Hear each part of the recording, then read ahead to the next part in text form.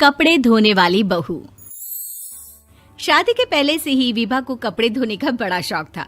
कभी नल के नीचे तो कभी तालाब के पास। अरे मेरी नीली वाली लुंगी नहीं दिख रही है। विभा की अम्मा, कहाँ रखी है लुंगी? अरे वो तो विभा ने परसों ही धोकर रखी थी आपकी अलमारी में, देखो वहीं होगी। वो ना मैंने आज धो दी, मुझे लगा कि गंदी हो गई होगी। अरे कैसे गंदी हो गई थी? उसे तो मैंने पहना भी नहीं। हे भगवान, इस लड़की के कपड़े धोने की आदत से परेशान हो गया हूँ मैं। जितना तो घर में राशन नहीं आता, उससे कहीं ज्यादा डिटर्जेंट पाउडर का खर्चा है। इसकी शादी करवा दो, शादी जाए अपने घर में ही करे काम, फिर चाहे घर के कपड़े धोने हो या पूरे गांव के। हाँ ठीक बोल रही हूँ, देखता हूँ मैं कोई लड़का। वो दिन भी आ जाता है जब विभा को देखने लड़के वाले आ जाते हैं। लड़की मुझे अच्छी लगी। होने वाली सास कहती है, बेटी अगर कुछ पूछना है तो पूछ लो। वैसे तो हमारी लड़की बहुत ही शर्मीली है, जो बोल दो वो मान लेती है, इसे क्या पूछना होगा। अरे कैसी बात कर रही हो माँ, मुझे इन लोगों के घर रहना है, सवाल तो कई है। हाँ हाँ बेटा, पूछ लो ना, क्या पूछना है। आप लोगों के घर कपड़े कौन धोता है? सास का मुंह बन जाता है। देखो, अगर तुम ये कहना चाहती हो कि तुम्हें कपड़े धोने नहीं आते तो सुन लो, कपड़े मैं ही धोती हूँ, लेकिन तुम्हारे आ जाने के बाद मैं रुमाल तक नहीं धोऊंगी। अरे चुप रहना भाग्यवान, बहू बेचारी घर आई नहीं, उसे डराना शुरू कर दिया। वो क्या है ना बिटिया, अभी तक तो ये कल्लू की माँ ही धोती थी, लेकिन अब तुम्हारे पापा तो दहेज में वॉशिंग मशीन देंगे ही। तभी विभा की माँ बोल पड़ती है, सवाल भी पूछा तो क्या। वैसे भाई साहब, मशीन की तो फिर भी कपड़े धोने की कैपेसिटी होती है। मतलब जो बिटिया दे रहे हैं ना विभा, इसे कपड़े धोने का बहुत शौक है। ये आप लोगों के क्या, आस पड़ोस गांव मोहल्ले सबके कपड़े धो दे और उफ तक ना करे। बाहर देखा नहीं आपने कितने कपड़े सूख रहे हैं?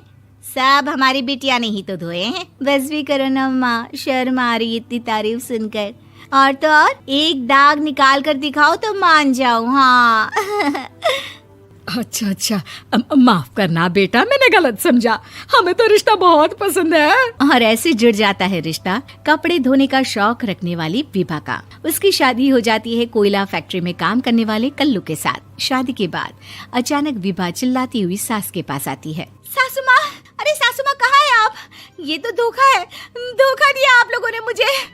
इसे ससुर के चक्कर के बारे में पता चल गया। अरे तो उसमें तुझे क्यों धोखा मिला है? अरे नल में पानी नहीं आता, कपड़े कैसे कब धुलेंगे? अच्छा, तू पानी नहीं आ रहा उसकी बात कर रही है। तो आपने क्या सोचा? कुछ नहीं। अच्छा, तेरी माँ ने कहा था कि कपड़े धोने का शौक है तुझे, याद आया मुझे। शौक बोलकर कपड़े धोने वाले मेरे जुनून को कम ना आके सासू माँ, कपड़ा धोना मेरा गुरूर है। तभी पति भी वहाँ आ जाता है। अभी मैंने इसे सनी देओल की फिल्म दिखाई है, उसी के डायलॉग मार रही है माँ। अच्छा सुन, साफ साफ बता रही हूँ, पानी सुबह 4 से 6 और शाम को 10 से 12 आता है, समझी? विभा टाइमिंग सुनकर हैरान हो जाती है। ये क्या भूतों का मोहल्ला है? सुबह 4 बजे उठकर कौन कपड़े धोता है? 4 बजे टंकी में पानी जाता है, फिर सारा दिन धोना ना, किसने मना किया?